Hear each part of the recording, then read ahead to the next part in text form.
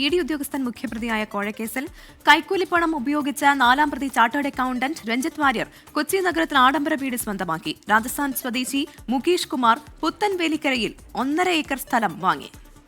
ഇവര് കൈക്കൂലി ഇടപാട് തുടങ്ങിയിട്ട് 10 വർഷത്തിലേറെയായി എന്ന് വിജിലൻസ് കണ്ടെത്തിയ ശ്യാംകുമാർ വിവരങ്ങൾ ശ്യാം, അപ്പോ അത് ഒറ്റപ്പെട്ട സംഭവമല്ല, അത് ചെറിയ കേസല്ല, ടിപ്പ് ഓഫ് ദ ഐസ്ബർഗ് എന്ന് പറയും മട്ടിൽ ഈ കൂട്ടർ ചെയ്ത, ഈ ഗ്രൂപ്പ് ചെയ്ത അഴിമതിയുടെ കൂടുതൽ കഥകൾ പുറത്തേക്ക് വരാനിരിക്കുന്നു. ശ്യാം,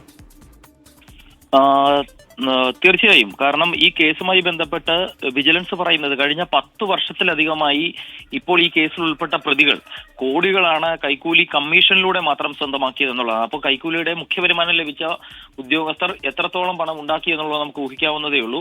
ഇതിൽ ഏറ്റവും പ്രധാനപ്പെട്ട കാര്യം വിജിലൻസ് ഇപ്പോൾ കണ്ടെത്തുന്നത് കേസിലെ 4-ാം പ്രതി ചാർട്ടേഡ് അക്കൗണ്ടന്റായ രഞ്ജിത്ത് വാര്യർ കൊച്ചി നഗരത്തിൽ ആഡംബര വീട്, അത് കോടികൾ വിലയുള്ള ആഡംബര വീട് സ്വന്തമാക്കി എന്നുള്ളതാണ്. ഈ കേസിലെ മറ്റൊരു പ്രതിയായ രാജസ്ഥാൻ സ്വദേശി മുകേഷ് കുമാർ പുത്തൻവേലിക്കരയിൽ 1.5 ഏക്കർ ഭൂമിയാണ് ഈ കൈക്കൂലിയുടെ ഇടനില നിന്ന് കിട്ടിയ കമ്മീഷൻ കൊണ്ട് വാങ്ങിയത്. ഇയാൾക്ക് രാജസ്ഥാനിലുള്ള സ്വത്ത് വിവരങ്ങളെ കുറിച്ചും വിജിലൻസ് അന്വേഷിച്ചു വരികയാണ്. പ്രധാന ഇടനിലക്കാരൻ വിൽസന്റെ സമ്പത്ത് തിട്ടപ്പെടുത്തി വരുന്നതേ ഉള്ളൂ എന്നും വിജിലൻസ് വൃത്തങ്ങൾ പറയുന്നുണ്ട്. കോടികളായിട്ട് ലഭിച്ച കൈക്കൂലി പണമാണ് ഈ സ്വത്തുവകകൾ സ്വന്തമാക്കാൻ എല്ലാം ഇടയാക്കിയത്. ഇനി ഇവർ ഇത് മറ്റാരുടെയെങ്കിലും ബിനാമിയായി നിന്ന് കൈക്കൂലി പണത്തിലൂടെ വാങ്ങിയ സ്വത്തുക്കൾ ബിനാമിയായി ഇവരുടെ പേരിലേക്ക് വന്നതാണ് എന്നുള്ള ഒരു സംശയം കൂടി വിജിലൻസിനുണ്ട്. ഏതായാലും വിശദമായ അന്വേഷണമാണ് വിജിലൻസ് നടത്തുന്നത്. ഇന്ന് പ്രതികളുടെ കസ്റ്റഡി കാലാവധി അവസാനിക്കാനിരിക്കെയാണ് വിജിലൻസ് വീണ്ടും കോടതിയെ സമീപിക്കുകയും ചെയ്യുന്നുണ്ട്. പ്രതികൾ വാങ്ങിയത് കഴിഞ്ഞ 10 വർഷത്തിനിടെ നടത്തിയ ഇടപാടുകൾ കുറിച്ചാണ് വിജിലൻസ് ഇപ്പോൾ പരിശോധിക്കുന്നത്. ഈ സമയങ്ങളിൽ ഉണ്ടായിരുന്ന ഉദ്യോഗസ്ഥർ പ്രതികളുമായി ബന്ധപ്പെട്ടിരുന്ന വലിയ ഒരു ശൃംഖല, അതെല്ലാം തന്നെ ഈ കൈക്കൂലിക്കായി ഉപയോഗിച്ചു എന്നുള്ള ഞെട്ടിക്കുന്ന വിവരമാണ് വിജിലൻസ് കണ്ടെത്തിയിരിക്കുന്നത്.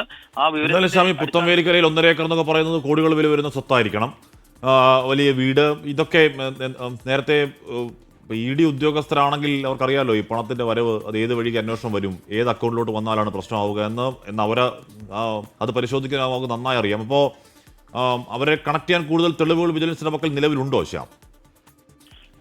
ഹാഷ്മി, ഈ കേസുമായി ബന്ധപ്പെട്ട് വിജിലൻസ് വളരെ സമാധാനമായി തന്നെ അന്വേഷണം മുന്നോട്ട് കൊണ്ടുപോവുകയും ഒരു വശത്ത് തെളിവുകൾ ശേഖരിക്കുകയുമാണ്. ആ തെളിവുകളുടെ വിവരങ്ങളാണ് ഇപ്പോൾ പുറത്തു വരുന്നത്. അതായത് ഇ ഡി ഉദ്യോഗസ്ഥരിലേക്ക് പ്രത്യക്ഷത്തിൽ പോകുന്നത് ഇപ്പോൾ നിലവിൽ കൊച്ചിയിലുള്ള ഉദ്യോഗസ്ഥരെ മാത്രമല്ല, മുൻപ് കഴിഞ്ഞ 10 വർഷമായി നടന്ന ഇടപാടുകളാണ് വിജിലൻസ് ഇപ്പോൾ പരിശോധിച്ചുകൊണ്ടിരിക്കുന്നത്. അതിൽ വിജിലൻസിന് ഒരുപിടി ഉദ്യോഗസ്ഥരുടെ ഇടപാടുകൾ സംബന്ധിച്ച വിവരങ്ങൾ ലഭിക്കുന്നു എന്ന സൂചനയാണ് അവർ പങ്കുവെക്കുന്നത്. അങ്ങനെയെങ്കിൽ കൂടുതൽ ഉദ്യോഗസ്ഥരിലേക്ക് അന്വേഷണം പോവുകയാണ്. നിലവിൽ തന്നെ രാജസ്ഥാനിലും മധ്യപ്രദേശിലും അടക്കം ഈ മുകേഷിന് ഉൾപ്പെടെയുള്ള സ്വത്തുക്കളെ കുറിച്ചാണ് വിജിലൻസ് ഇപ്പോൾ അന്വേഷിക്കുന്നത്. ആ അന്വേഷണത്തിന്റെ ഒരറ്റം ഉദ്യോഗസ്ഥരിലേക്ക് തന്നെയാണ് പോകുന്നത്. 10 വർഷത്തെ വിവരങ്ങളാണ് ഇപ്പോൾ വിജിലൻസ് അന്വേഷിക്കുന്നത്. ഹാഷ്മി, ശ്യാംകുമാർ വിവരങ്ങൾ നൽകുകയായിരുന്നു. ഇപ്പോൾ തുടങ്ങിയതല്ല, 10 വർഷമായി തുടങ്ങുന്നതാണ്. ഏതെങ്കിലും ഒരു ഉദ്യോഗസ്ഥന്റെ കാലയളവിലല്ല, അതിന് മുമ്പുള്ള ഉദ്യോഗസ്ഥന്റെ കാലങ്ങളിലൊക്കെ ഒരു സിസ്റ്റമാറ്റിക് ആയ ഒരു കറപ്ഷൻ സംവിധാനമായി അതങ്ങനെ മുന്നോട്ടേക്ക് പോവുകയായിരുന്നു എന്നാണ് ഇപ്പോൾ അന്വേഷണത്തിൽ പതിയെ വ്യക്തമായി വരുന്നത്. ഉറപ്പായും അത് മഞ്ഞുമലയുടെ അറ്റം മാത്രമാണ്, ഒറ്റപ്പെട്ട സംഭവമല്ല. കൂടുതൽ പരാതികൾ വിജിലൻസിന് കിട്ടുന്നുണ്ട്. അന്വേഷിക്കട്ടെ, അഴിമതിക്കാരെ സമൂഹത്തിന്റെ മുന്നിൽ നിർത്താൻ കഴിയട്ടെ വിജിലൻസിന്.